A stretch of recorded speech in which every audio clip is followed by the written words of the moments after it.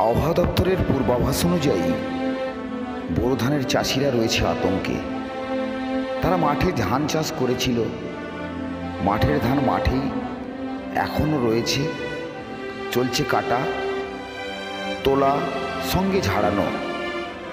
তাদের একটাই কথা, যদি বৃষ্টি হয়ে যায় তাহলে তাদের ফসল নষ্ট হয়ে যাবে, কারণ অনেক টাকাই খরচা করে ফেলেছে চাষিরা।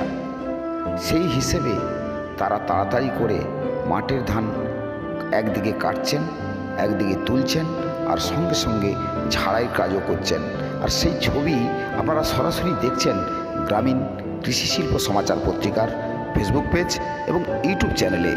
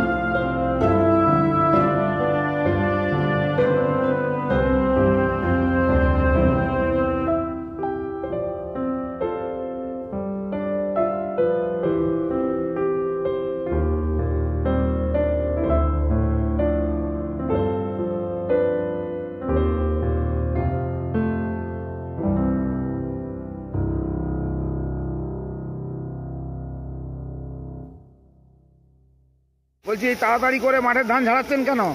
বর্ষায় কাল থেকে আরম্ভ হয়েছে, ঝুরঝুর করে পড়তেছে, কী করবো? আঁক পাক করে কোনো রকমের ধানটা নিয়ে যেতে পারলে মাছি। কত বিঘে চাষ করেছেন? 1.5 বিঘে চাষ করছি। এই ওই আবহাওয়া দপ্তর বলেছে তাই তাড়াতাড়ি করে? হ্যাঁ। এখন কি আপনার কতজন কাজ করছে? এখন 8 জন কাজ করছে। তাড়াতাড়ি করে কাজ করছে? তাড়াতাড়ি করে এই বিকালে ঝাড়া আছে। যদি বৃষ্টি হয়ে যায় তাহলে কি হবে?